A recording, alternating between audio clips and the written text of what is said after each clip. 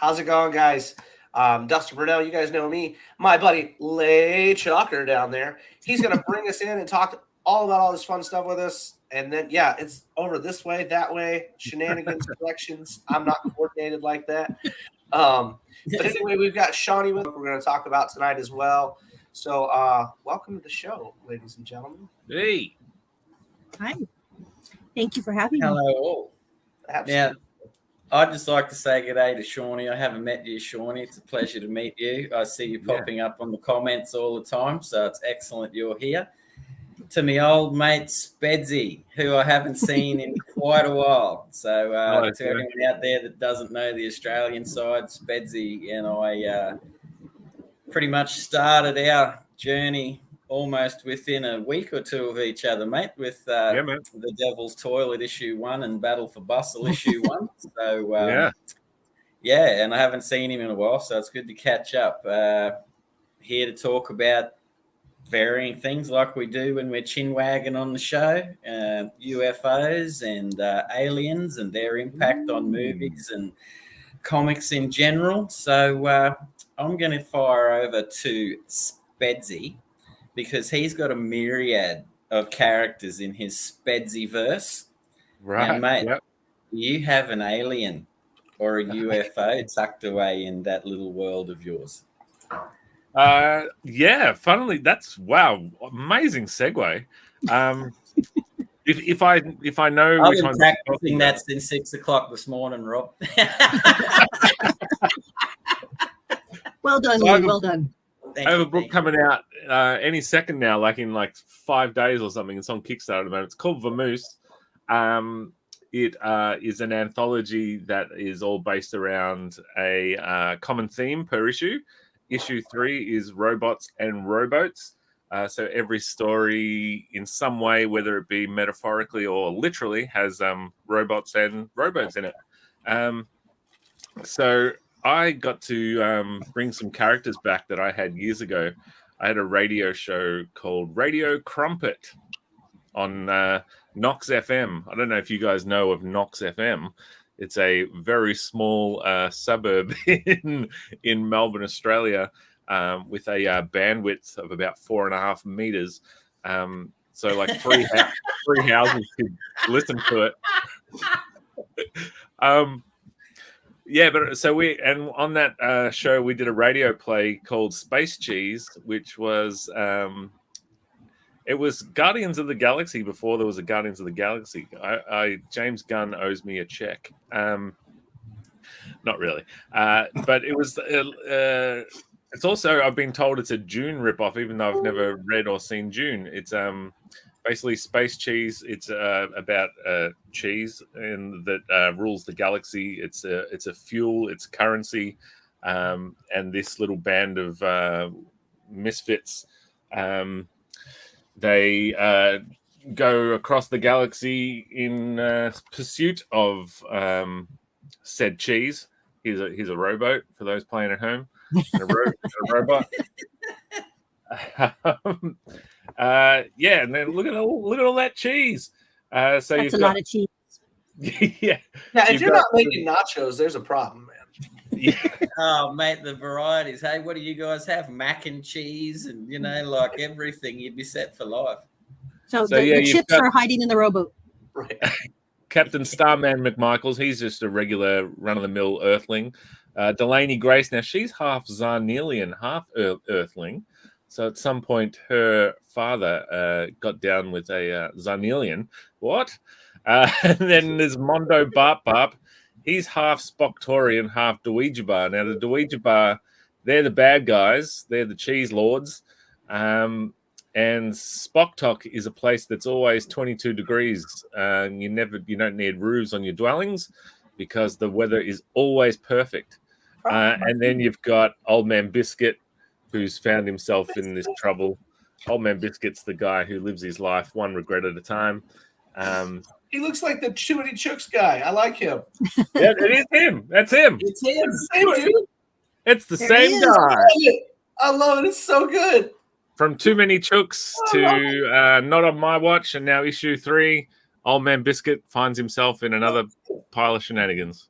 He's always in a pot with something. I'm just having fun with my biscuit and cheese. It's a match made. Wait, biscuits and cheese? I didn't even make that joke in this. Rewrite. Next time. Yeah.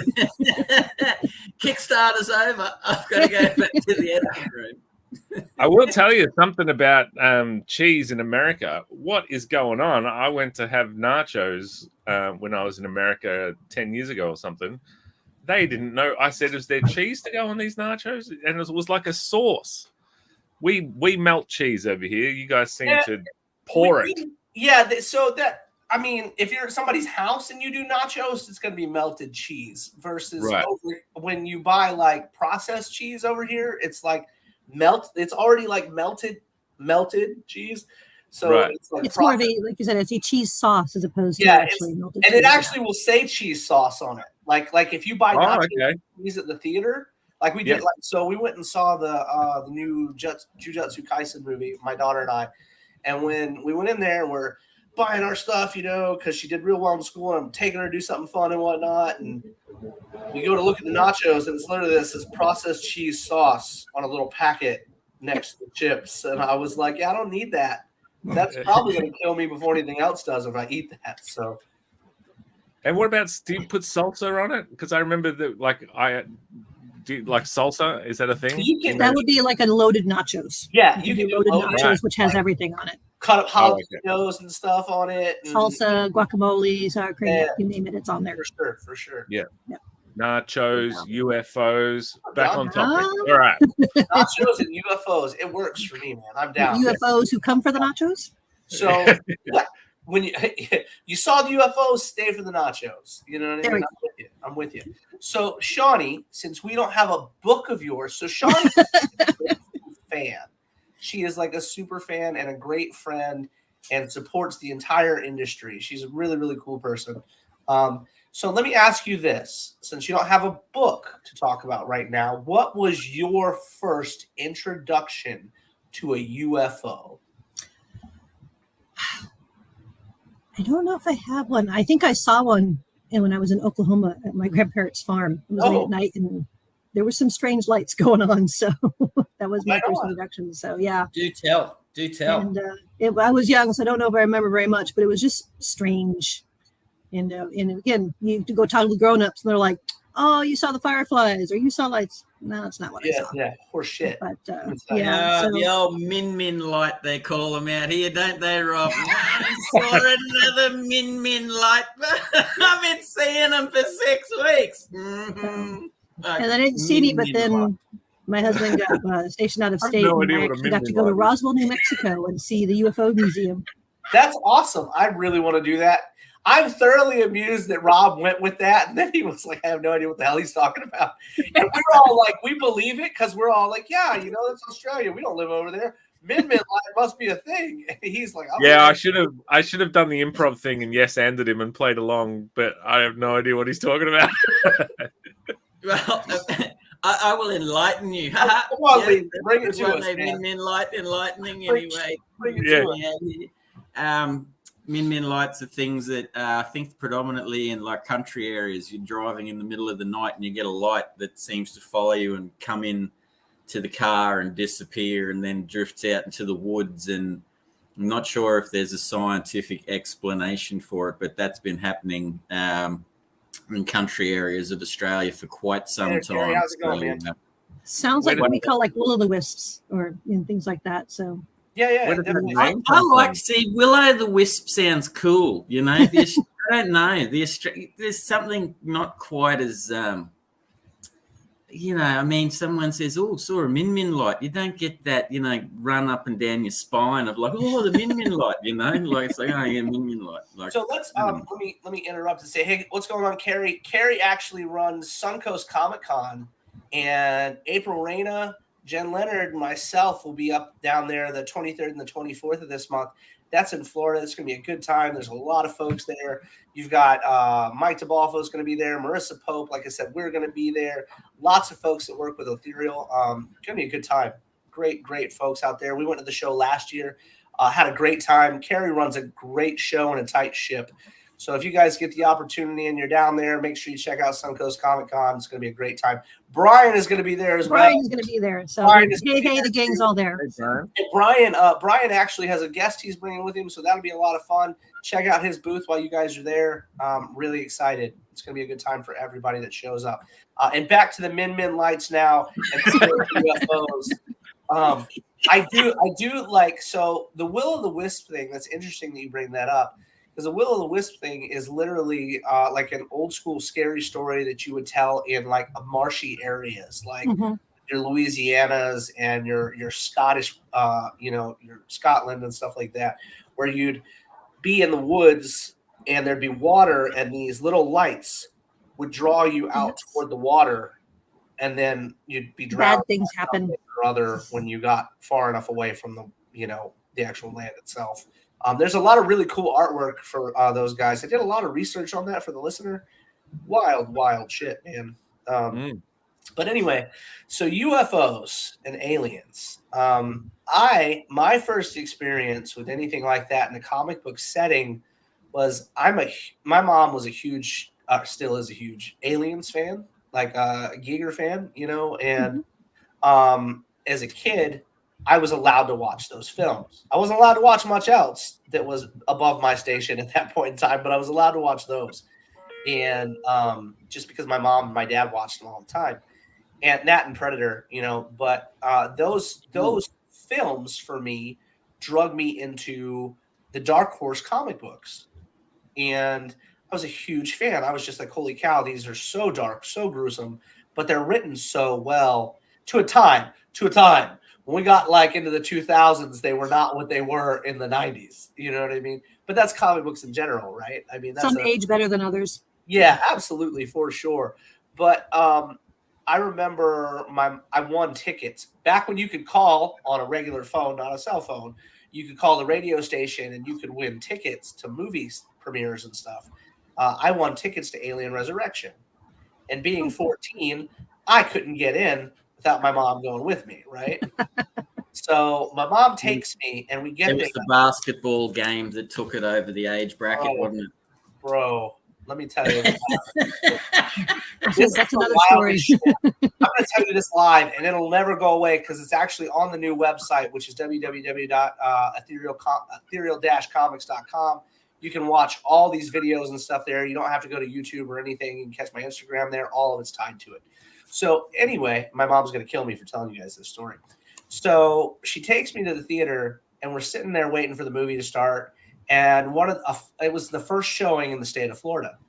So there's a Fox representative there, and he's out in front, and he's talking about the film and what they perceive the film will be, reviews for it will be like and stuff. And he hopes we enjoy it. And he's like, we've got swag, right? So they've got T-shirts and shit they're giving away. And the dude has got this chick that looked like she walked straight out of Playboy. I know you young folks don't know what Playboy is. It's a great magazine when we were younger. So anyway, read it for the articles if nothing else. So that's what I did. Yeah, exactly. So she's sitting up there, and she's standing next to him, and she's got this long sleeve purple Aliens shirt on. And it was just the coolest thing. It had like the number 8 right here on the forearm, and the Betty on the shoulder, and the Alien Resurrection logo on the back, which is really, really cool. And he was like, if any of the ladies want to come down here and put this on, whoever can take it off faster than whoever the lady with him was got to keep the shirt, right? So my mom, she's like, I'll do it. And I'm like, my mom walks down there, and at the time she was only like 33, 34, you know what I mean? So he gives her the shirt, and my mom has it on and off before you can even like blink. And I got the shirt. Go, Mom. Right? I was so excited. I was like, my mom's the coolest person in the world. And I'm going to school the next day telling people I want a shirt because my mom was taking her clothes off.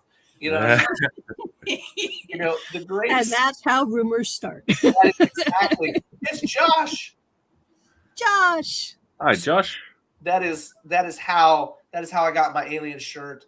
And then I had to tell my mother the very next day when I wore it to school that a bird shit on me at the museum. And she was so upset. And she was like, fuck this, whatever. It was fun. That's good luck down here, man. If a bird poos on you, you're in for like some good tidings there, man. Yeah. So I might have caught up with you a little bit late, you know. You won the shirt and then, bird's asleep. So, you know, had a poo on you the next morning just to get it out. You're a lucky man. Absolutely. So I don't want to brag, but one time I was walking under a tree and I looked up and I saw a bird and I saw its butt and I saw poo come out and I dodged it. I don't know if I'm the Flash or... And my life has sucked ever since, so maybe I dodged the good luck that was coming out. But you should have taken the poo, right? All right. So You missed the good luck. you have a question. I can't see who it is, Shawnee. If you can see who it is, I cannot. It says, hello, everyone. I have a question for each of you. What comic or comics have been the most influential for you in your creative process, whether it be drawing or writing, and what have you personally taken from those books? I'll let you... John Running. Oh, all right, John. So we've got this. Grab mine. So go ahead, Lee. I'll let you take it. I'll let you field that question first, and then we'll move through it. Well, when my dad was collecting comics, which is what I got into it, I didn't really get much of a say as to what I was able to collect at the time. I sort of was just reading his collections of a lot of Marvel stuff, Spider-Man, Iron Man, the Avengers, that sort of thing. I'd probably say the first comic book that I ever chose that really made a mark was the G.I. Joe series. I loved Snake Eyes and stuff, but the one that absolutely still to this day, I carry my original comic books with me and have them over on the shelf in the trade paperbacks, and I've got prints of, and I study the artwork like a lunatic, is The Crow. I think at the time I read The Crow just before the movie came out. I'd seen it in advertised in a magazine that used to cost a lot of money out here at the time, called Comic Scene, if I recall, and it was like a preview magazine of things that would be coming out further into the future.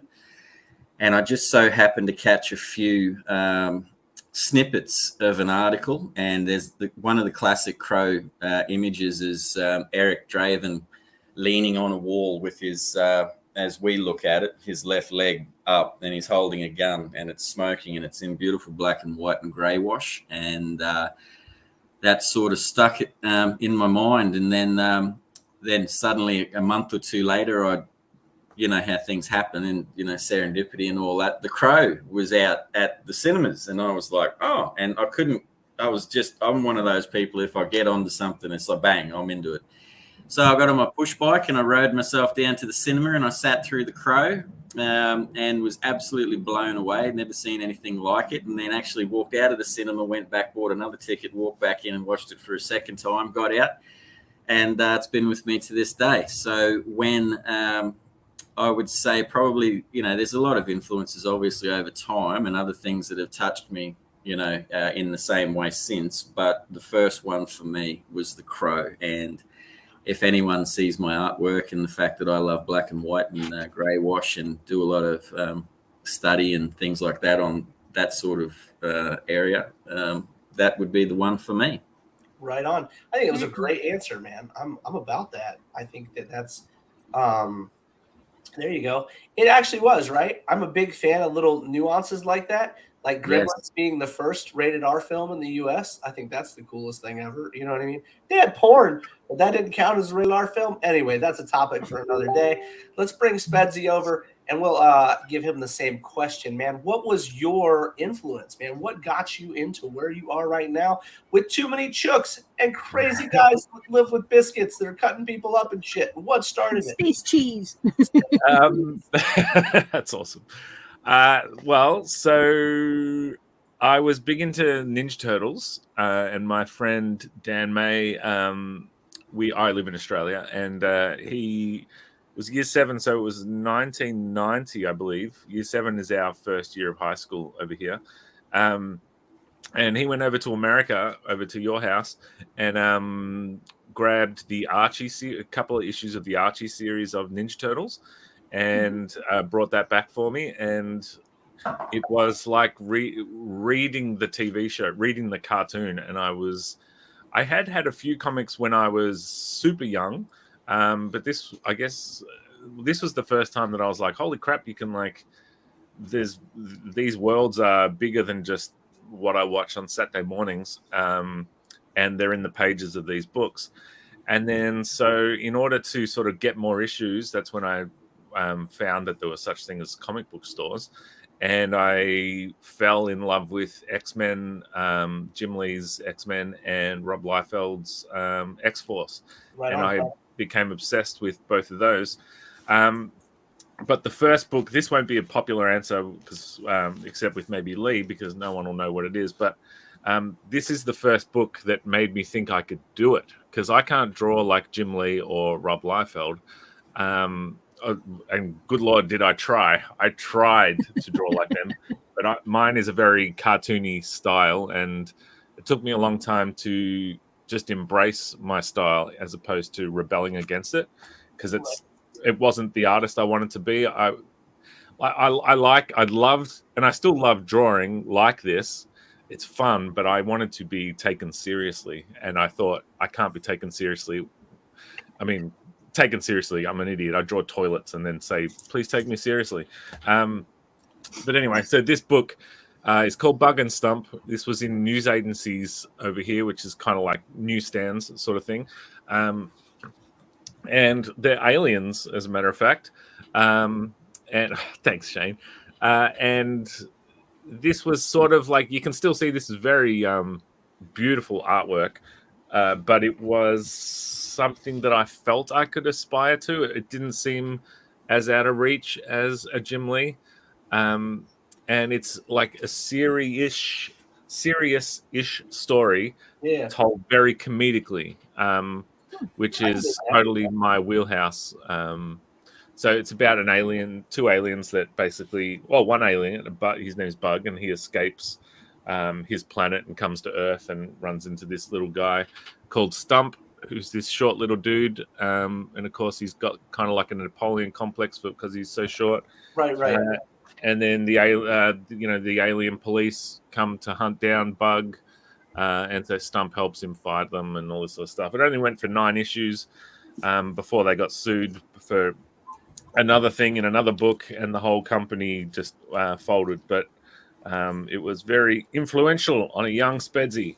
Right on. And for anyone that follows Australian comics, it's held up in a high echelon, isn't it, Rob? Like people that Australian independent comic books and stuff, Bug and Stump's very fond, like fondly remembered and respected. Because I've got copies of it. I remember it was pretty big at the time. There was Spedsy could probably, disagree or agree with me, but when you went to the news agents, it was very much Marvel and DC related. You did, you got an Archie comic, obviously you can't get rid of Archie, and the Phantom was always there. In Australia. The Phantom is always going to be there in Australia. Oh, mate. The Ghost Who Walks. I mean, dude, that dude never dies. I mean, seriously, it's just it keeps going. It's great. I love that stuff. We got to talk about something else other than that, because we'll run into But Bug and Stump was right up there with a regular 90s I guess revolution of Australian independent comics, man. See, that's really cool for us here in the States, because we don't know those things, so we appreciate you guys sharing, and we like to hope that we can share a little bit with you guys over there. So we did have a question, and it was, did you read Johnny the Homicidal Maniac, Spedsy? Have you read it? No, I know of it, and it's been recommended a bunch, but no, I've never read it. It's a very Invader Zim type of art style. You know what I mean? It's a really, really cool book. First editions are hard to get over here anyway. They're all over the world, I'm sure, but it wasn't printed a lot. You know what I mean? Who's the creator on that one? Because they did something else later on, I thought. Scud the Human Missile or something like that. I can't remember what the next thing was they did. Sorry. No, you're good. I don't remember. Wiki with it. Yeah. I can't even see who created it. Oh, Jonan Vasquez. That's the artist. I'm not sure. Maybe I'm mixing up 2 stories in one. No, but it's a great book if you get the opportunity to check it out. Johnny the Homicidal Maniac's great. And then, so I'm going to get our great friend Shawnee, the human Wikipedia, real quick. Madam, what, you mentioned it earlier, but what got you back into collecting comic books? Honestly, my husband. So he's been collecting since he was a young man, and I did a little bit in high school. And actually, it's too funny because your story with your mom about going to the movies and doing that. My mom is actually the one who did comics with me when I was in high school. So it was she and I. I love that. So we found a little local comic book store, and every week we'd go in and pick up our issues and share stories and things like that. So it was a lot of fun. I was a teenage girl, so I did Amethyst, but we shared Alpha Flight and ElfQuest. So that's ElfQuest. Oh my gosh, ElfQuest is beating me up right now. Yeah. So ElfQuest is currently I'm not going to say it's the bane of my existence, but it is the current state of my existence. Gotcha. John mentioned Strangers in Paradise, also an incredibly popular book way before its time. Amethyst was also great as well. I mean, I thoroughly enjoyed it. I still have my copies. I managed to keep them all and everything else, and it was just they resonate with me, and but it gave me that love of the comic and the printed story and the fun and immersing myself in a different world. And then as I got older, then like I said, my husband had a much wider range, and then so when we got together, he started looking into finding other things for his collection. And I'm like, what you doing? And so he started introducing me, and I'm like, I forgot how cool this was. So yeah. So he helped me out. He suggested some titles for me, which, like I said before, it was I got into Witchblade, Fathom, Tomb Raider, all of those, the old. And then Aspen, the Aspen, the BDI stuff, the Zenoscope stuff. Zenoscope, and then in the Zenoscope, and then into the Indies, and absolutely. I like to think that they're a very relevant, like I'm going to call it like genre in itself of books. The you can't call them cheesecake books because it was different than the 80s and 90s cheesecake books. You know what I'm saying? These were strong female-led character books. They weren't just cheesecake. Or you're like your Cherry and your stuff like that. You know what I mean? It's great, but it's a different type of book. So for myself, though, I am very, all over the place when it comes to what got me into comic books. I think Spedsy was on it with Ninja Turtles. I mean, Ninja Turtles was probably my favorite comic series as a kid, especially when my mom threw all mine away because they had violence and language in them and blood and stuff back in the day. You know what I mean? Because they were black and white and they were kind of rough. Same thing with Transformers. I wasn't allowed to have them either. We were a Catholic household. All my shit got tossed. Now, Mama's baby boy puts out Babes, Gore, and Dinosaurs. So, she's not a fan. Like, she'll come visit, and all my like if I'm had an order of books come in, they're all sitting in my living room on these long ass tables, and she'll be like, "Why are there titties on the table when the kids are running through?" And I'm like, "My daughter's a girl." You know what I mean? There's no craziness going on the covers. You know what I mean? So. Whatever, she's silly. She just looks out for her though. That's what happens when you're like, we're having McDonald's on special occasions, and then when you grow up, you're like, well, every day's a special occasion. That's right. I'm getting McDonald's. That's right. So, every day. It's mom and dad's fault. Blame them. You know what I mean? But I appreciate them. Thank you for putting me in this direction. If you watch this video, because I know they like to watch them. So anyway, there's it was Ninja Turtles, man, and then thanks, Brian. I appreciate it. That's actually based on my uncle's death. That was not even in the cards for me, that particular book. But it, when we put out the listener, it was literally about Les's death. When he died, I was heartbroken. I didn't know what to think because I was that kid that didn't pay attention to my history or my past, you know what I mean? Or my family's history or anything like that. So when we got hanging out with Les when he showed up, because he disappeared when we were kids and didn't show up till we were almost 30. You know what I mean? And he showed up at my grandmother's house and bought a house in cash right down the street from my grandma. And he was driving this car with no tag, no window or no mirrors on this truck at all, no tag, no mirrors, you know. And I remember going to help them because we only lived a few hours away from there, and we'd go see him once a month or so to, you know, check up on him and help him out and help him get situated and stuff. And he was riddled with PTSD. I mean, it was killing him. You know what I mean? Because every little thing would take him back, you know. And he was one of those people, like, you know, he didn't have a choice when he served. You know what I mean? It was, you were going to serve. You don't have a choice. So I ended up making the book based in World War II versus Vietnam, just because Vietnam is not as well known as World War II, and people can relate a little bit more. You see a little bit more about World War II and stuff. So we based the book in that time period, but I didn't want people to forget his stories, man. The shit he said, the shit he went through. So I put it down on paper, and I'm very grateful to everybody that has pushed us to continue with that. You know, all that stuff.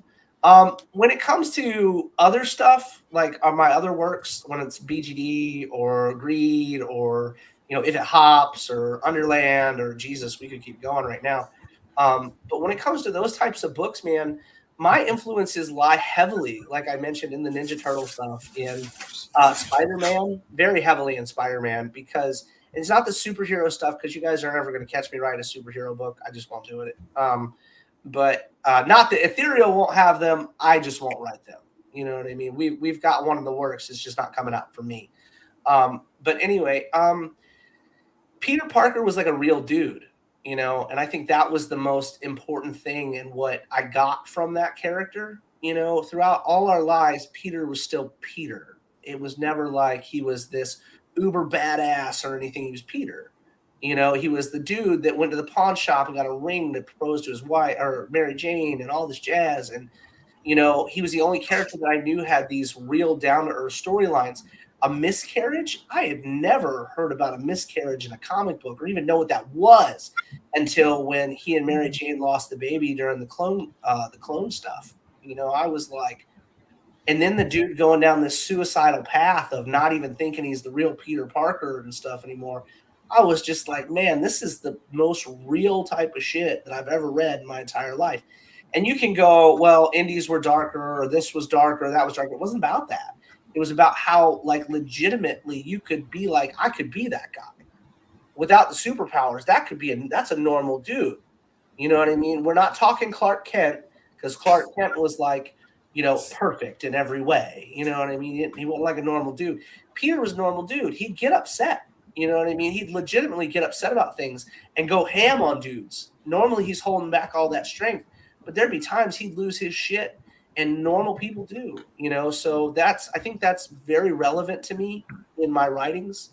And I'm a huge fan of Piers Anthony. If you guys have ever read anything by him, I'm a huge fan. He writes a series called Xanth.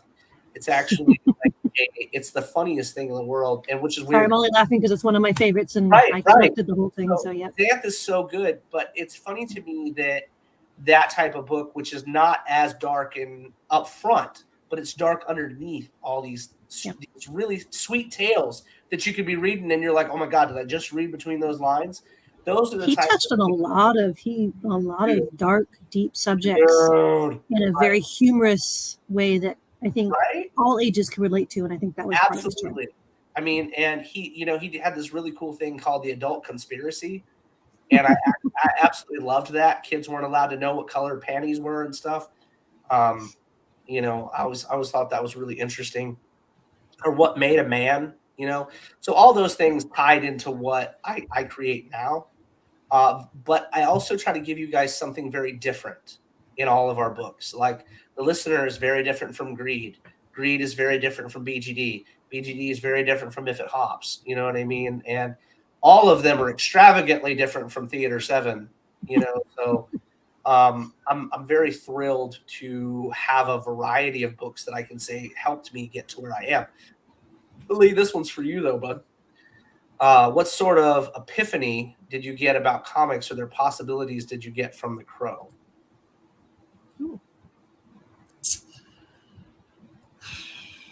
That, well, once I read The Crow, I did as best as I could to go back and do as much research. Back in the day before the internet and stuff, I sort of scoured as much as I could over the years about James O'Barr. And because to me, The Crow, I was a Joy Division fan and a Cure fan at the time when I was younger, and seeing completely rewritten lyrical content from those bands and titles of stories were named after Joy Division songs and things like that. I think pretty much at the time, it's going back a long time, so I felt a connection to that. There was a sadness and a loss to it, and it was the first time that I'd ever come across the fact that this was a man that had lost the love of his life due to something, a circumstance. I can't remember what it was exactly. One of you guys may be able to correct me, but I believe she was going to work one day and he slept in, and as she got to the car, she was hit by a drunk driver and she passed away.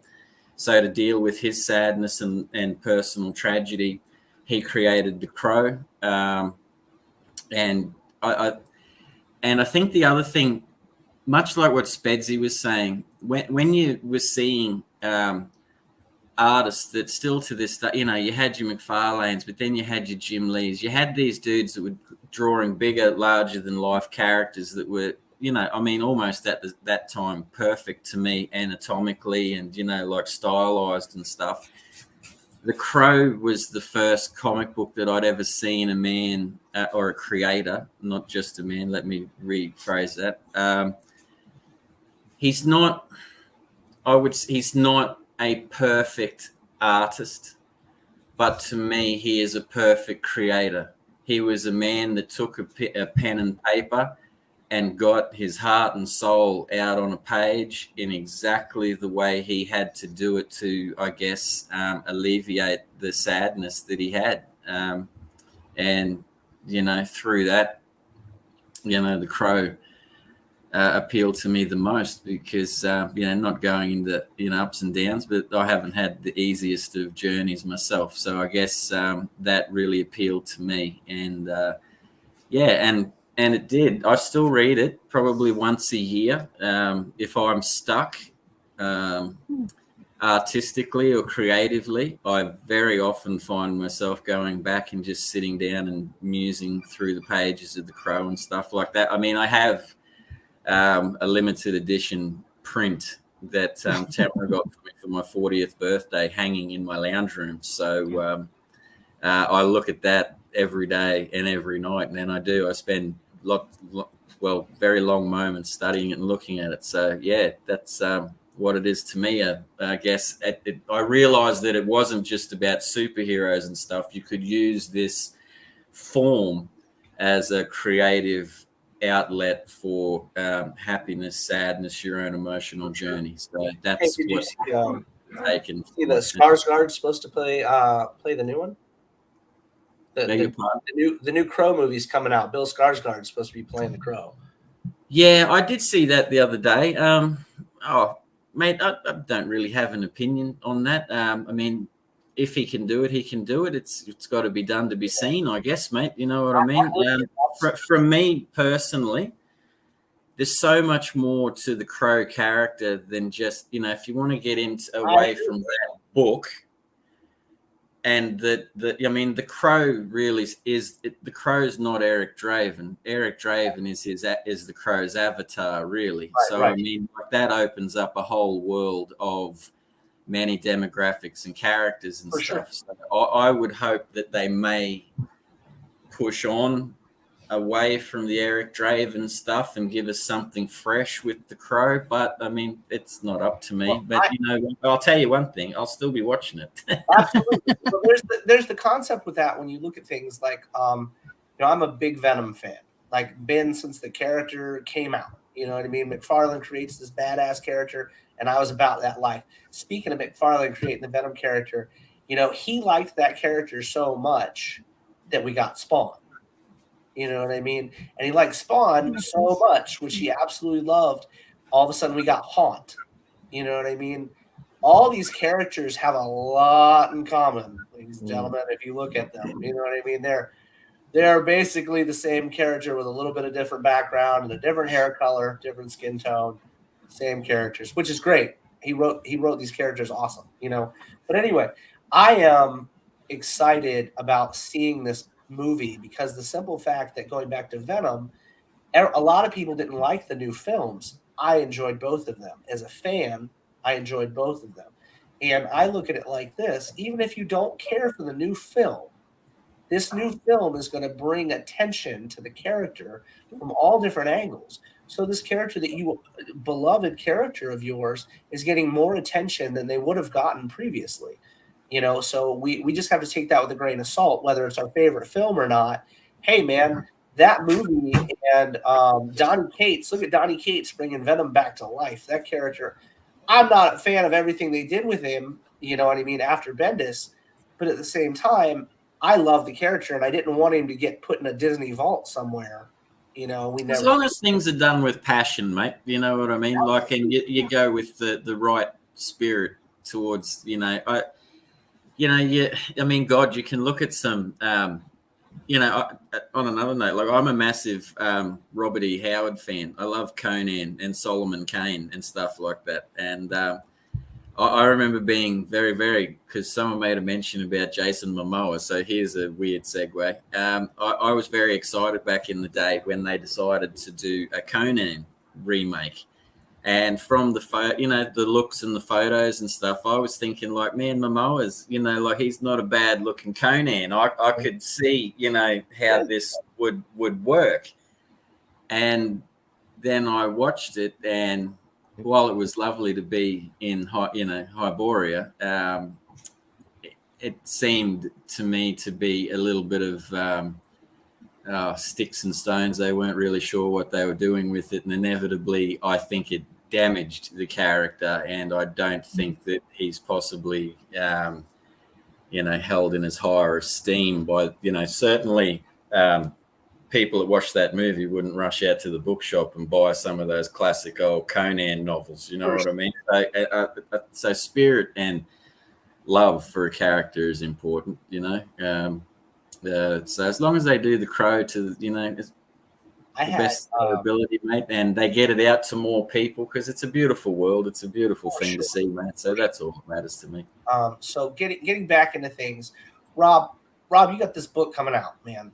Tell us a little bit about this book. It's coming out in a few days. Shoot me a link so we can get you this link up for you. I'm excited about Sluggish. I keep seeing the imagery for it, and it looks so much fun. What is this character, man? Where did he come from? What on earth is going on with the slug in Sluggish? Sorry, I'm just typing this thing to you. Type it to me, dude. For some reason, my brain can't do typing and talking at the same time. Sir. So Sluggish is an idea that I'd been kicking around for a while.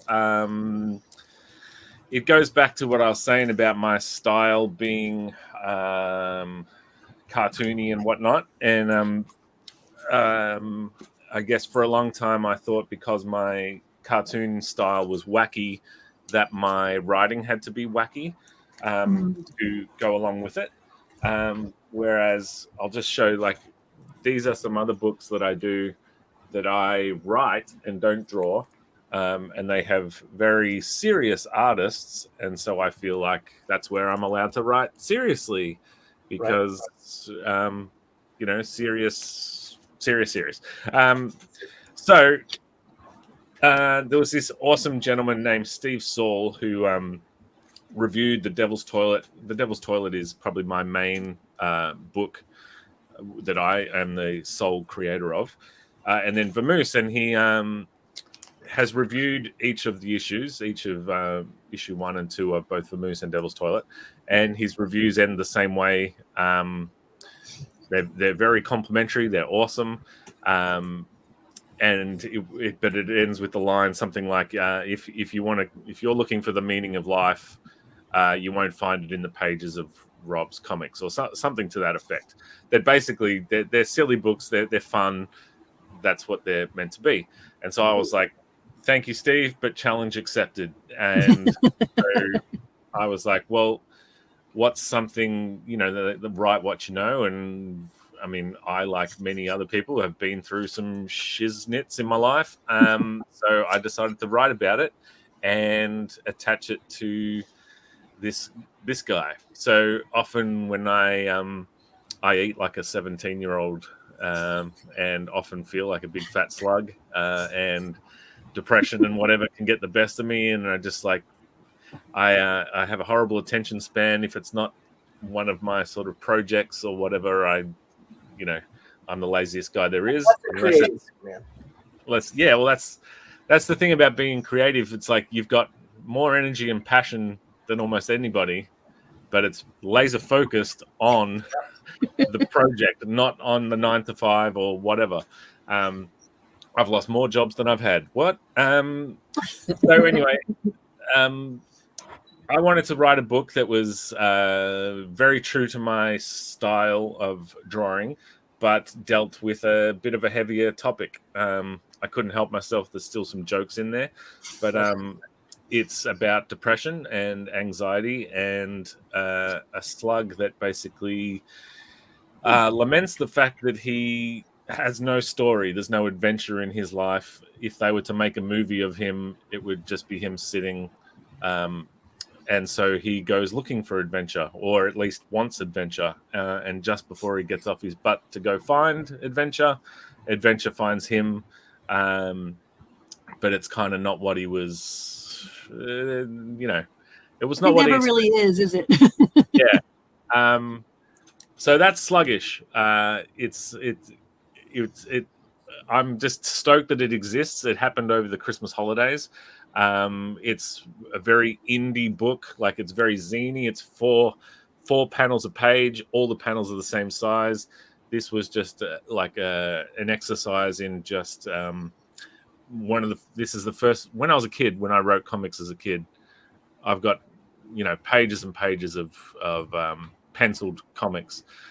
There was no writing. There was no script. There was I just started drawing. As I got older and became serious about this silly stuff, I would script things and make sure, there's stakes and there's payoffs and there's all that sort of stuff.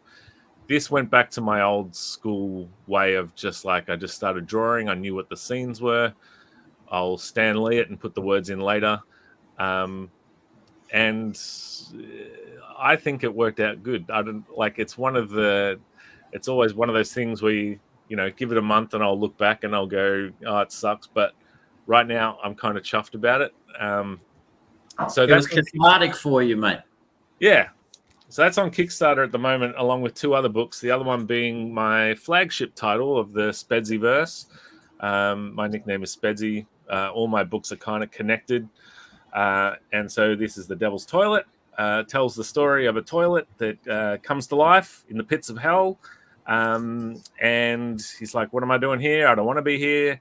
And sets about escaping hell. This is his mate Muggs. He's a son of a slug. And he's sort of like hell's torturer, executioner type guy. He hates his job. He doesn't want to do it. He has a soft heart. So the 2 of them, they team up with this guy up here, meet Sack Jack, and the 3 of them escape hell.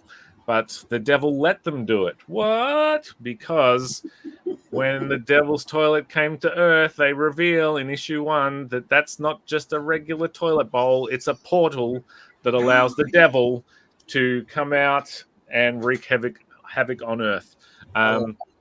So they accidentally bring the apocalypse with them to Earth.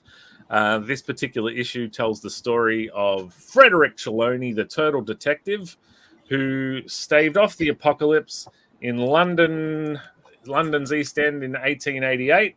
So it tells the story of how he sent demons back to hell, and then the people. I love that character. I got to tell you, you have come up with 3 characters that stick with me, and I see a lot of indie books, right? I see a lot of indie books. Yeah. And Trelawney he sticks with me. The toilet sticks with me. And, now every time I turn around, I'm talking about Too Many Chooks. And it's just because it's like, right, like my biggest thing, and I've been saying it since I got into this industry, was things have to be original. People are like, well, whatever, I've got my own Superman and he's fucking Christmas Superman, you know what I mean? Whatever. What's going on, Wendy? Wendy. They'll be like, he's green and red and he's not that character, and I'm like, the fuck he's not. Yeah. That's the same dude, you know what I mean? So originality is so very important in this industry. If you want to be around for any amount of time or have any longevity, or like me, this is my job. This is my main form of income. I have to bring things to the table. How are you, madam? I have to bring things to the table that connect with folks and get their attention. If you've read a story before, chances are you don't want to read it again.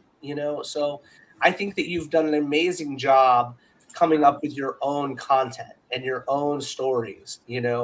I'm just like, I'm laughing my ass off every time I think about Too Many Chooks and this dude whooping the shit out of chickens and stuff. I think it's the greatest thing because you can be like, it's simple. Yes, and in a manner of speaking, but at the same time, you didn't come up with that. You didn't come up with that. You didn't come up with that. He did, and it caught my attention. You know what I mean? Because over here, it's chickens. We don't say chooks. So that when I start a conversation, I'm like, hey, have you heard about my buddy's book? They're like, well, what's it called? I'm like, Too Many Chooks. And they're like, what the fuck's a chook? So it literally runs into this conversation of what it is to be too many chooks. That is the cover that sticks out to me every time I think about the book. Because, it's literally, this dude is, like, surrounded by, like, killer chickens. It's like... Well, yeah, it's meant to be. So that's the second printing variant. So this one, like, he's ready to fight. He's got his swords out. They're dauntingly standing around him. And then... They're so big! He quickly... Yeah, well, so it's funny. So in The Devil's Toilet 4, this is a spoiler alert. So Old Man Biscuit from Vamoose is coming to the Devil's Toilet book. And so basically there's a handful of these little demons that can possess people. They're going to they need to increase their army size quickly.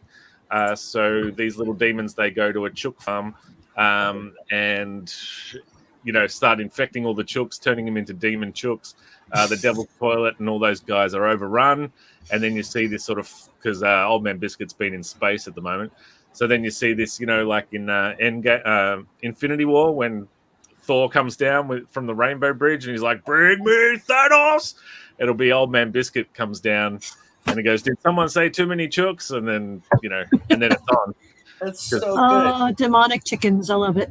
Right? You just can't go wrong with that. I think that's incredibly entertaining. You know what I mean? Like we've, like I was talking to Shawnee earlier, Steph Wilson, my buddy Steph, your buddy Steph, he's a great dude, has been trying to get me to write comedy for like a year now. And I have been like, well, I don't fucking write comedy. You know what I mean? As much as we can laugh and we can joke and I'll make people laugh in person and we'll bullshit and stuff, I'm not normally the comedy writer because most of my stuff is emotionally fueled. Mm-hmm. Like most of it really is. It's when I sit down to write, I'm in it for a day, 2 days. I don't come out of my office. You know what I mean? I'm in the zone, and to write comedy was very out of my comfort zone.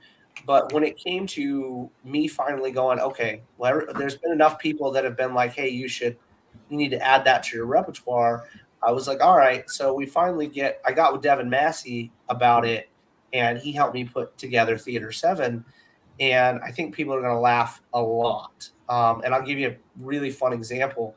As much as I was talking about originality a second ago, you have to be able to make a joke. You know what I mean? Everybody's already done something. You have to make it done different enough to make it funny.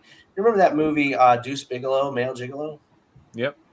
So there's a scene in that film where he goes to get snails from this fish market, right? Yeah. So, and he's telling the girl, who happens to be well endowed, and she's wearing a white T-shirt every time he goes in there, that he needs the snails at the bottom of this fish tank. It's a big old fish tank. So she is literally entering Bobbing. bobbing. That's exactly the way to put it. She's bobbing in the water, and she's reaching down to get the very bottom snails because he's like, oh, no, those aren't, those down there, to get her to go further. She pops up with his white T-shirt and no bra, and he's just having a great day. So we're doing a fun scene with that for popcorn in Theater 7. So you'll see Penny, who, like I said, is an amalgamation of me and Devin Massey's imaginations. So she's definitely endowed, and she's going to get popcorn for this group of characters, and they're like, well, there's not enough butter on that popcorn, so she's digging down further and coming up with all kinds of buttered mammary action going on. So that'll be pretty funny. I think people enjoy that. But you guys will see the preview for Theater 7. That's the new catchphrase for the show: buttered mammary action. Yeah. Mammary action. I need to market that. That needs to be a thing. I'm gonna T-shirt that one. The new hashtag. The hashtag right now is get your tickets, so it should probably be hashtag buttery mammary action. There we go. Good call, Shawnee. Good call. That's what I'm here for. Yeah, everybody that's watching right now at this very second gets buttery mammary T-shirt action. So I'll have to make that happen. Yeah, like your pillows. Yeah, look, don't mess with the pillows. The pillows have done well. Oh, Rob, that's a story for another time. Have you heard about my pillows or seen my pillows? I know of them. It's something so. I mean, the four of us with creating comics. Leigh and I, we have characters that, and yourself, obviously, Dustin. Characters that people take home and they mean something to them, but Leigh and I don't have characters that like yours people can actually cuddle and potentially rub themselves upon. We have a friend, his name is Thomas, and he's a great guy, and he was like, you're doing it different than everybody else, because there have been a couple people like Dan Mendoza puts out a cool pillow set and stuff. Mm-hmm. And he was like, but you're the only one that's sending people home with a possible sex toy at the same time. And I was like, and I say that for you guys that are watching, because our pillows, you can upgrade them and add silicone breast implants to our pillows. Right. So I can do the and I can have his eyes be like silicone. You totally could. You totally could. And it's funny because motorboat his face. Hey, Jesus. So, fuck me. He won't help you. Jesus is. No, he's not gonna help me at all. No, I am the least of the helped. But no, there's It was funny because I didn't know that they could have implants. So when I put the order in, I was like, hey, man, I'm ready to put my order in. I've got like 8 pillows I got to order, da-da-da-da. And he was like, well, do you want implants? And I swear I probably looked like that wolf that's chin hits the floor, and the tongue rolls out. I was like, yeah. How does that work? Let me get some intel. And he was like, well, you can get from size A to size F. And I was like, are they life size? The pillows, are they life size? Absolutely. Yeah. I mean, I thought they were I thought they were large, but no. You can snuggle these pillows, mate. How do you ship something like that? So what we're doing is the way that we buy the pillow. So I buy the pillow itself, and then I have the covers manufactured. So when we ship the pillow, they're in like these airtight. Oh, so they're like tiny, and and they expand when you open them. Yep. So like the shipping is like really cheap. Actually, it's cheaper. It's like the bed in the bag. Yeah. Absolutely. Open it up. Cheaper for me to ship you that particular item, even with the silicone, than it is for me to ship you 3 comic books. Right. So Justin, I have to stop you because all I can think of when I'm thinking of the pillows coming out and everything else is the airplane movie. You pull the thing and it just. Oh yeah, absolutely, and that's what I'm obviously in the right crowd. Yeah. Let's hope you don't get an email saying I got my eye taken out by an F cup like if it hops or You something have- like that, so mate. You know, I don't have that issue because I'm gonna sue your ass. Yeah, you do the No, installation. with the so bandage you don't on have his to worry eye, about that when it Okay. opens because you do the installation. So what it is it's a holder inside. So the cool thing about this is, which we've just started telling people, is we're doing them seasonally. So you'll only be able to get these first 3 pillows for the next couple months unless you're part of our rewards program, and then you'll be able to order them whatever.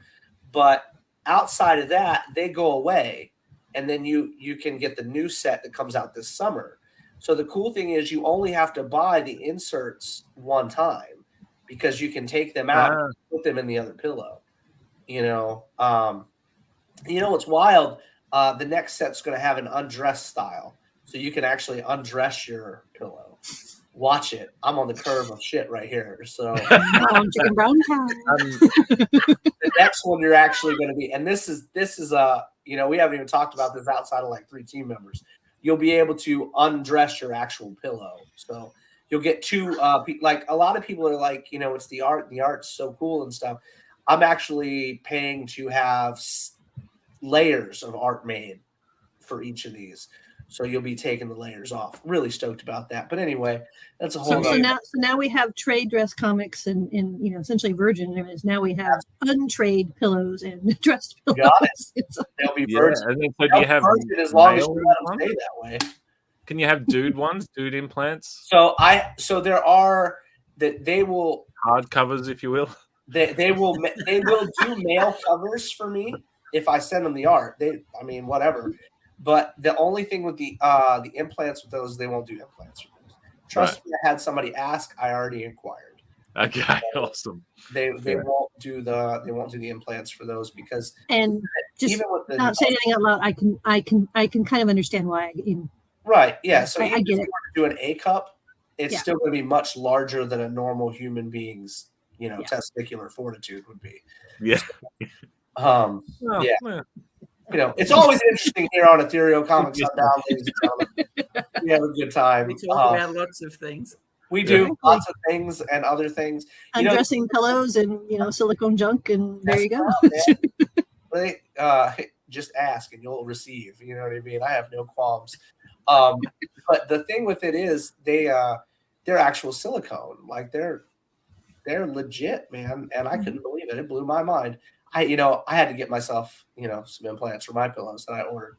So you guys will see those. Actually, it should be only like 3 more weeks and they'll be coming in.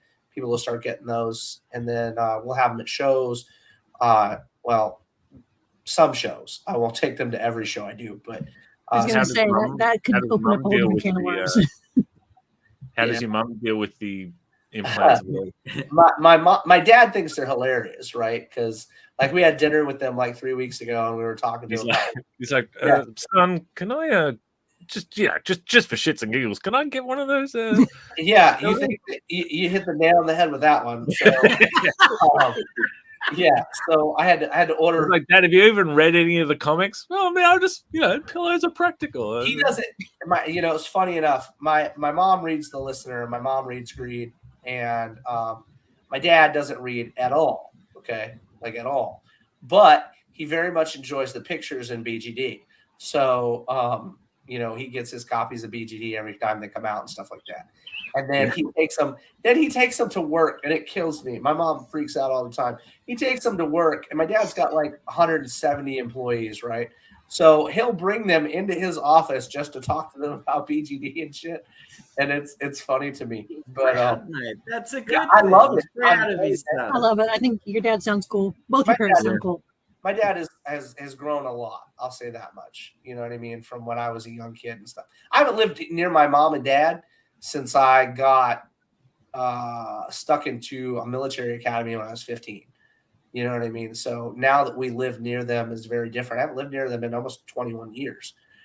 So now they're about everything that we do, and they try to be involved in everything we see and stuff. But I'm very, very grateful. What's the military academy like? I got arrested for assault.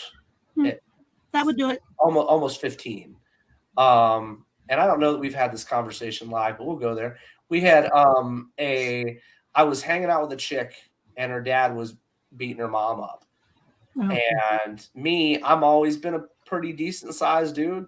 You know, I was like 160 pounds wrestling, playing football and stuff in like 7th and 8th grade. And I got in the middle of it, whooped his ass. And then mom was like, when the police came, she said I started it. So dad wouldn't lose his job or anything. So yeah. And I it was either go to night classes and get a GED after I spent time in juvie, or go to a military academy. And you know, they stuck me in there I'd have been in there a full 2 years if I hadn't focused on my academics and stuff, to get out early. And so I was in college at 16, man, you know, working on design and stuff at 16 years old. So while it was obviously a sucky experience, I mean, nobody should have to go through that. But Yeah. It sounds like you managed to turn it into man, focus and everything else. So there is some positive to the outcome. I would not be here doing comic books at all if I had not gotten my engineering degree and stuff, you know, and everybody's like, where did that come from? Right. So as soon as I got out, I traveled. I traveled the world, and I surfed and I hung out, because my dad had friends from surfing his whole life all over the world, you know, and I did that for like 2 or 3 years. And then I moved back to Florida, and I got a job designing security programs for buildings. And that turned into, holy shit, we work for a private police force now. And then I had an incident after I'd been there. I was there like 10 years. And I got in upper management and stuff. I really enjoyed it, with the exception of being on call and worrying about your employees and stuff every night. Other than that, it was pretty cool. But I had a bad experience one evening, and my daughter was only like 3 or 4 years old. And my wife was like, hey, look, this is not okay anymore. You know what I mean? It's not okay. So I quit. Time for some changes. Yeah, I had to, you know, and I opened a comic book shop. And like you do. Like you do. So I was only like 3 years from retirement. I could have retired at like 34 from that fucking job. But anyway, so I opened the comic book shop. I met a lot of people doing that. And I was big into art, because that's what I wanted to do. I wanted to get into films. That's why how I got an engineering degree. And I just kept selling art and dealing in art and working in art and working with comic books. And then it was like, okay, well, here we are. You know, what are we doing now? And I closed the store because it was more stress than I was intending. You know what I mean? Like, it was stressful on my family. It was stressful on all of us, because I'd left a job working 60, 70 hours a week and walked right back into another one, you know. And so we moved to Tennessee, because my dad had something he wanted me to do. I don't even remember what it was anymore, but he was like, yeah, you know, and Heather works from home. So they were like, you know, come up here. You know, we haven't lived near the grandkids ever, you know. And it was trucks, wasn't it? Yeah, it was trucks. That's exactly what it was. Yeah, it was trucks. My dad wanted to do this like hauling business. He wanted to haul trucks across country. It's really good money. But I was like, okay, we'll get into it. And I don't remember what happened. Something happened to do with money, and it fell apart. And my uncle died. And when he died, I was like, I wrote a eulogy. And out of that eulogy, I had a bunch of people in the industry reach out to me that were friends of ours, because we'd known from the shop and stuff. And they were like, you know, you need to write a comic book. And I was like, fuck that. I can't write a comic book. And all of a sudden, you know, the listener popped off. And to me, it popped off because we were doing shows, right? We put out the first fucking issue. We started doing these shows. And everybody's like, well, we don't fund, and we don't do this, and we don't do that. And I'm like, no, you guys don't do that? And we're very thankful. And that became something. It became relevant to us that we had fans and we had friends. And all of a sudden, you know, it was like, okay, well, now we're going to write another book within, you know, 6 months of starting putting out comic books, period.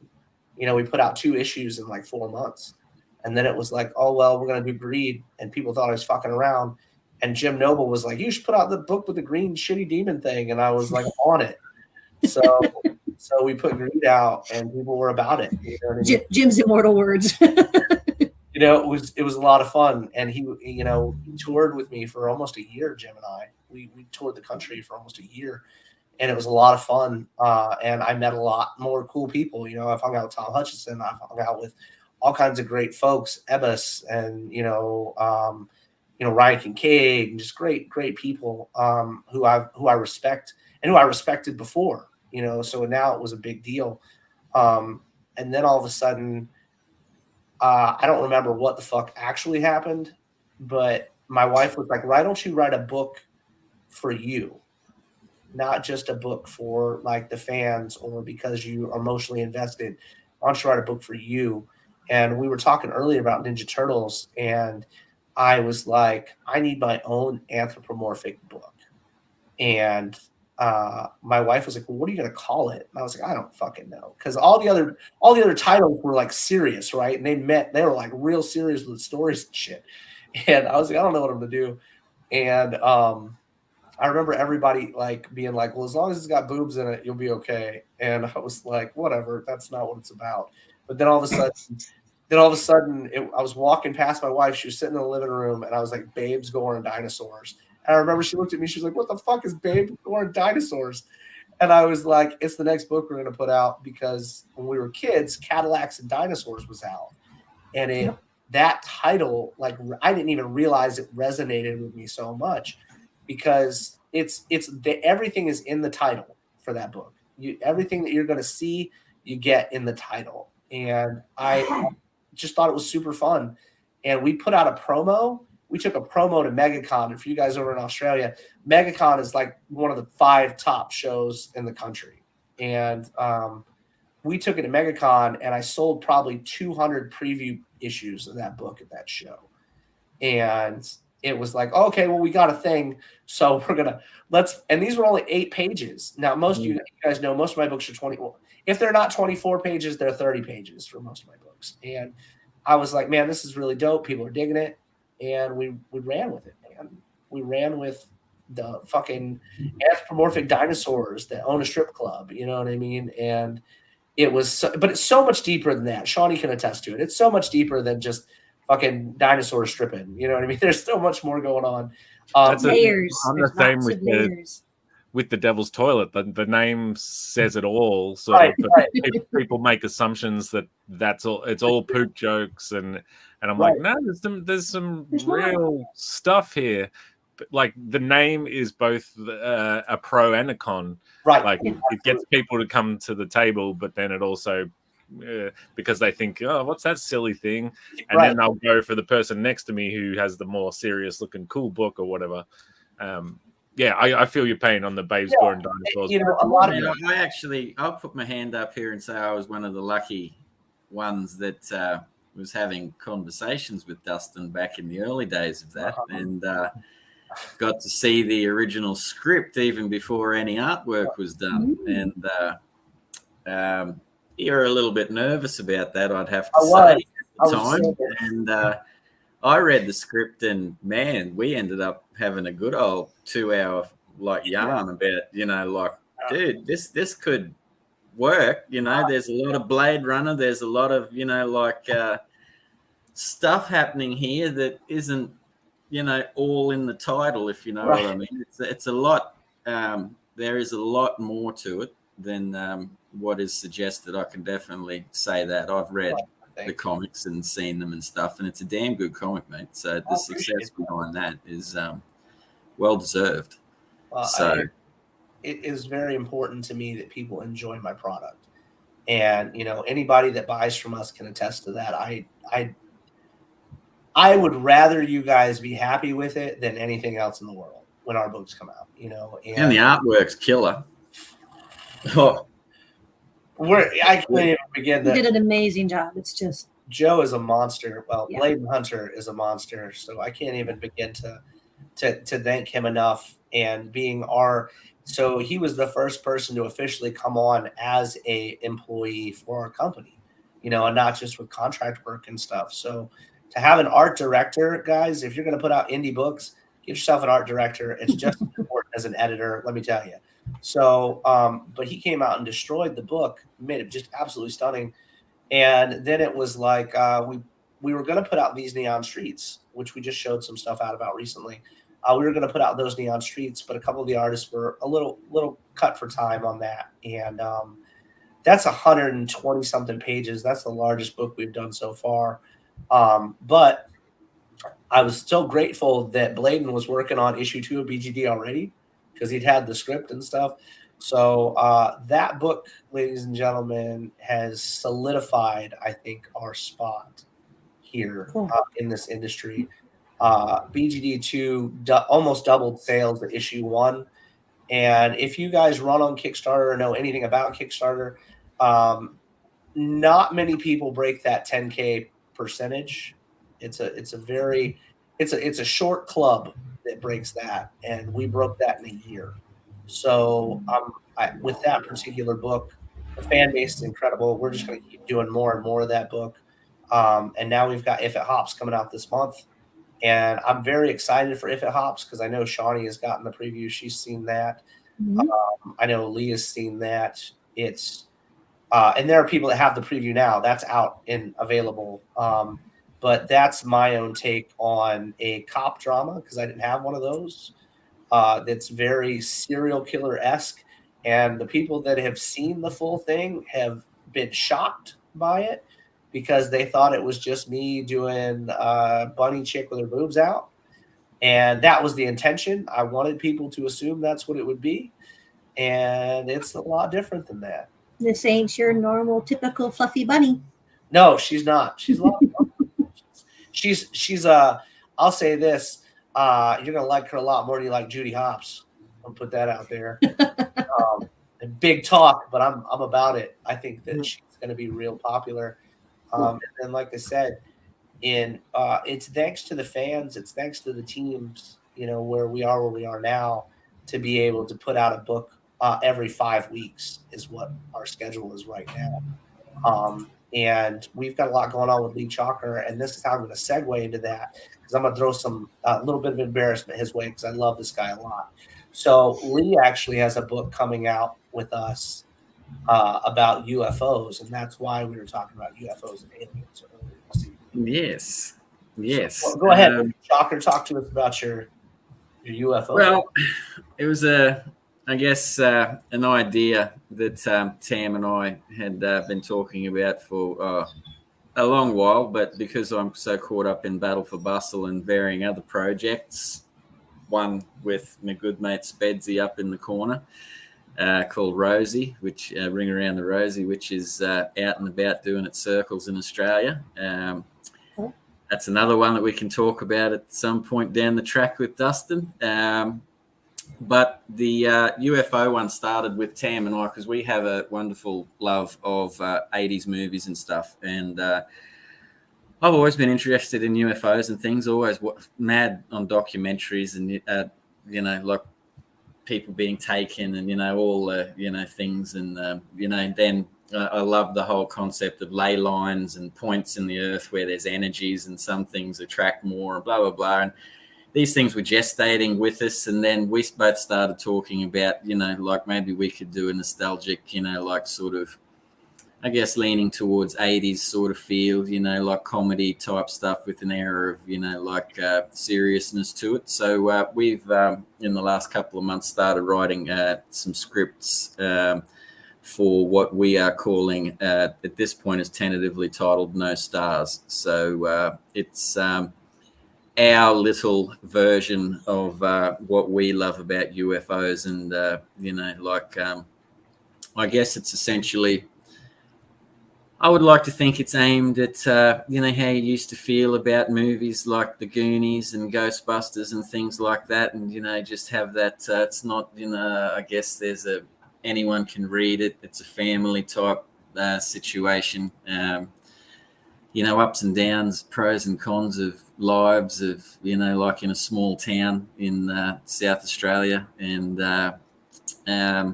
just currently quite in depth on that. Dustin got his first taste of it the other day, and I'm thrilled with it. I'm thrilled with it. Like I can't get over it. Like my wife and I were talking about it the other night. It's a very you have a way, and Spedsy's got a great way of doing it too. You guys have a way of describing a situation that makes me interested in said situation. As an avid reader myself, when I look at things, and that's high praise from me, because I look at things and I talk shit about Stephen King. You know what I mean? Like I'm a fan. I'm a fan of his writing and his creative style, but you don't need to take 4 pages to tell me what a blade of grass is colored. You know what I mean? And versus what you guys can give me so much in such a small, you know what I mean? It's literally like you can give me on a page versus what I would get out of 50 pages of a novel. You know what I mean? And Well, where I'm lucky, Dustin, is that I have a super talented silent partner, more or less, which is my Mrs. Tamra, who basically I guess I'm the dude that comes up with these ideas and, like fires all the spitballs at the wall, you know what I mean? Like, and slowly tries and draws string together and stuff like that to make concepts and stories. And then I guess I'm very lucky that Tam has a way of coming in and putting the puzzle pieces together. So she's well incorporated into that. And it's good to write like that with somebody, that they have a super strength to do that, because I can be a little bit all over the shop because my mind's, art, writing, synopsis, next project, inking, like I'm, trying to, Spedsy would say, spin a lot of plates at the moment. I'm trying to slow down on that a little bit. Right. I was finding myself getting a little bit lost, I would say. It's interesting to me when people come in and they see these things, they watch the show that have not seen you before, and they, we show them some of your artwork, and I joke with Leigh about the fact that he hates negative space. Like, I was going to say, so No Stars is an awesome name, but straight away this is like the kind of ink slinger that you read about. Right. And I'm like, is this just so that he can just do all black, like his face, but there's no stars? So that's just like, it's like, there's no white anywhere. Yeah, it's awesome. I'm thrilled with it, man. You've got this. No, it will be fun. It will be fun. But again, it's one of those things that's still in work in progress at the moment. So writing stage is underway. The story is, It's believable, though, man. It's believable. And I think that you guys have got an amazing concept with that. One thing that people ask us recently, several people, is, do we bring on other writers? Do we bring on other stories we produce for other people?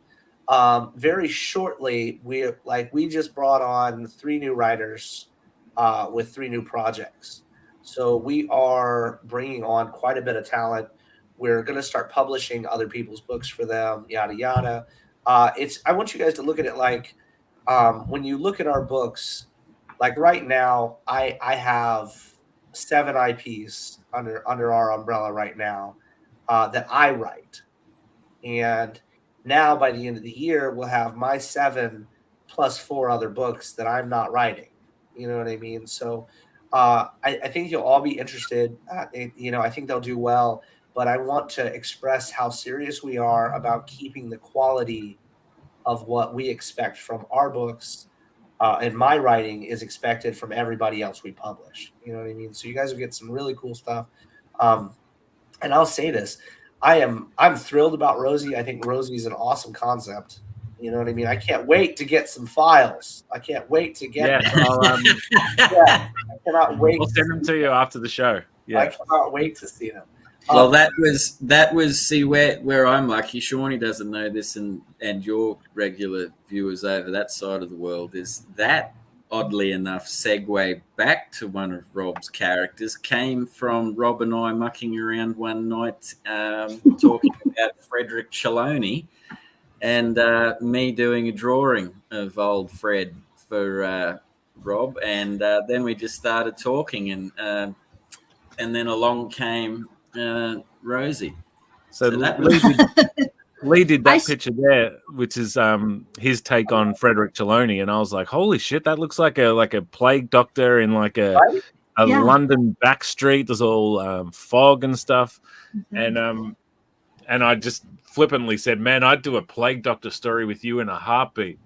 And then he sort of was like, "Oh, send me something," and I sent him like a 1-page sort of synopsis, and then he fell into a hetero life mate situation with a bloke by the name of Ryan Veller, and they became ink slinging buddies and wanted something to work on together. And he just happened to have this story that I'd put together, and it was just like it just came together like. I swear that you guys, some of the best ideas and concepts in art and everything else comes out from just y'all mucking around, shooting the shit, telling stories, trying to one up each other and everything else. And I love that. I love that creativity and synergy and collaboration has spawned so many amazing things for all of you.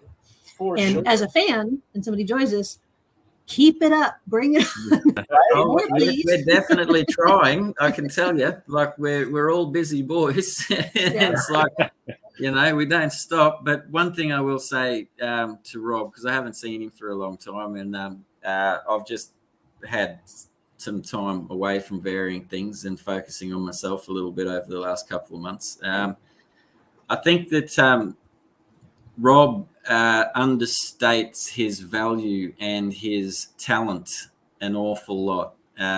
For sure. Rob is probably one of the most talented comic book creators that I've come across in Australia,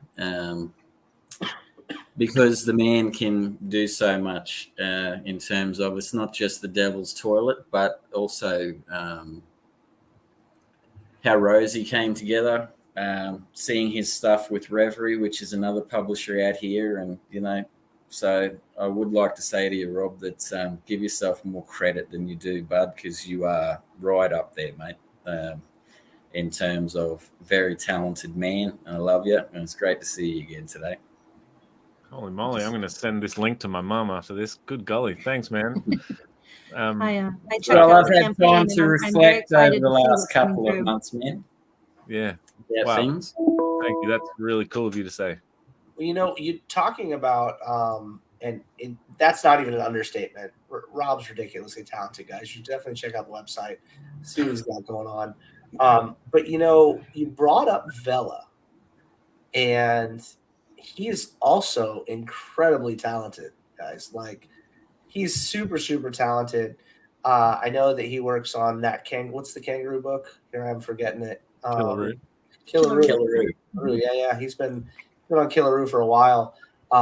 Great, incredibly talented folks. You know what I'm saying? And that's one of the greatest joys for me when we do these shows, and we can, like earlier I mentioned, we can show off your talents to people that don't normally see your artwork, and that's a very cool thing to me. You know what I mean? It's very interesting because, again, I started this from the side of the table where I was selling comic books. So I enjoy showing my friends' artwork off. I enjoy showing my friends' talents off.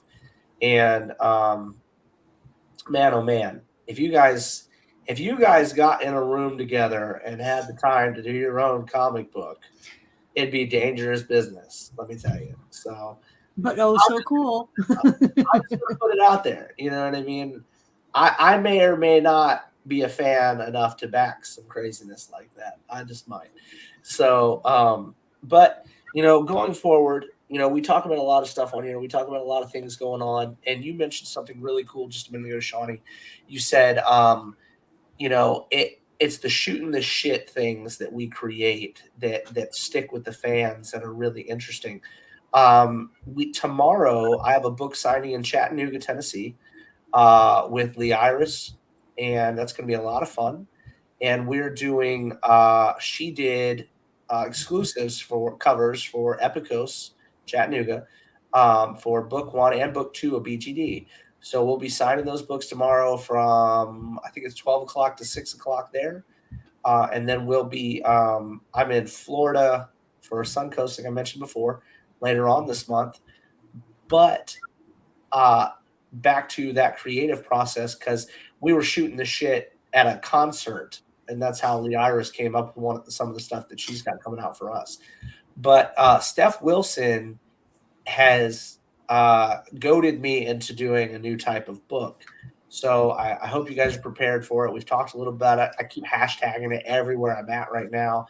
And that is Fallen Leaves. And that's a pretty baby. He always comes up in here. He loves Lee. So That's Lloyd. She steals the show. Exactly. But Fallen Leaves, which is our first fantasy book, and it's about a young elf girl that gets awoken out of her sleep by her brother who's shaking her, and the entire elven village is on fire. So she's going to become a new protagonist in an ongoing series that we do, which will also be a bi-monthly book as well. And that has a brand new art team that you guys haven't seen from us before. So that'll be very exciting. I know that I think David Ocampo is going to do colors on it for a little bit. But I think I'm trying to find somebody to work on that as well. So I don't burn poor David out. But he loves to work. He loves comics. It's his full-time job. So he loves to do the work, and he's a great team member. He's actually been with us since the very first issue of The Listener. So I love giving him. But it's nice to try and be respectful of the fact that, I don't want to burn the guy out. You know what I mean? Because he's on 4 books of mine right now. So, but there's also this concept, though. It's a very dark book, as fantasy as it is. It's a very dark book, but I think you guys will enjoy it. And it just goes to prove Steph needs to be careful about what he asks for. His specific request was slutty elves, and that was the specific request. But he'll get plenty of boobs from me. You know what I mean? But it's going to be and if not, he'll draw his own. That's right. He is a man of many circles. I'm definitely down. He's actually, at the end of this month, he has 2 covers for If It Hops from us this month, and he's got the Year of the Blue Flame exclusive is his this month. So okay. You guys, and that is an If It Hops cover. They are limited to 75 copies of that, and we are doing that fancy blue foil with those. So yeah, you got to check that out. Well, yeah, you guys are always. If anybody in the clan is getting, in the crew they always have the opportunity, because that's what I was talking about earlier. We have a rewards program that we're setting up right now. Currently, Shawnee and Thomas are my guinea pigs with that. So I have been trying to figure all that out and how to integrate that into the website. So when you guys log in, it keeps up with how much you spend, what you pick up, how long you've been, back in Ethereal Comics and stuff like that. But yeah, so that'll come out. And it is a Steph Wilson cover for that one this time, guys. So like I said, if you're a fan, I would hop on that day one, because that's going to go. And I am thrilled with it. I've already seen it. It's beautiful. And being as this is a bunny book, it has a homage to a particular magazine, so it's going to be great. A lot of fun. But anyway, so like I said, I've got a show coming up tomorrow, so it's like 3 hours away from me and in a different time zone. So I am going to hit the sack, guys. It was a lot of fun hanging out tonight. Spedsy, if you want to tell them where they can find you again, brother, I'm going to put that link back up. Yeah, I have 3 books right now on Kickstarter all together: Sluggish, Vamoose, and The Devil's Toilet. You can find them at spedsy.comex.studio. Otherwise, my little hangout is called psychojanitor.com. And that's where you can find all my books, all my nonsense. Go have a look. Pretty please. That'd be amazing. Thanks for having me on the show. Oh, dude, you're always welcome, man. You are always welcome. Oh, just end the show with monstrous compliments like I did this time. I'll be here every Saturday morning for a little. Exactly. You guys, you know where to find Lee. He's all over everything. He's got some all over social media with the battleforbustle.com. all that stuff. That's right. It is battleforbustle.com, right? That's what it is, mate. You can find me on I Facebook. I always have a yarn to anyone that reaches out. Just doing my things, mate. Lots of projects in the work, ever busy. My right arm is massive compared to my left. That's why I always try and hide it. Because no, mate, that's from changing pens, mate. Oh, okay. I'm always. That's doing his my story. thing, You're mate. sticking with it. That's right. I am sticking to it. I'm always here every Saturday with me good old mate Dustin. So we're doing our things and meeting lovely people like we have with Shawnee today, and seeing old mates like Spedsy, who I haven't seen in ages. Great to see him, and always lovely to have people pop on and give their comments and be part of the crew. So it's good stuff. It was amazing. My getting right a arm chance is to meet my you. pillow you. snuggling arm, so it's a lot bigger than mine. And look here, I will. You let me know. We'll get you one. If it ships to Australia. And look, I feel so like before we end the show, I feel so bad about that right now. Shipping to Australia is something that I have, and I'm working with Leigh to fix for fans in Australia, because I can't justify asking people to pay $40 for shipping. I just can't. You know what I mean? And I look forward to trying to justify to my wife why I have a pillow with silicone implants. Why I'm going to go to bed, honey. And it's like, it's 3 p.m. You're going to bed awfully early the last week or two, Rob. What's going on? When you get in there, it's when you're. So she's going to do laundry, and the pillow is standing up, the case with no pillow in it. You know what I mean? There's naked. Right. How do you justify that? That's a lot of starts, babe. That's just the start. So, but anyway, Shawnee is a great friend of ours. She's a great supporter of the indie community. We appreciate her hanging out with us tonight very much. Nice to meet you, Shawnee. I had a lot of fun. Thank you. Out on Shawnee, I'm not trying to do that to her. So, but we do appreciate you hanging out with us.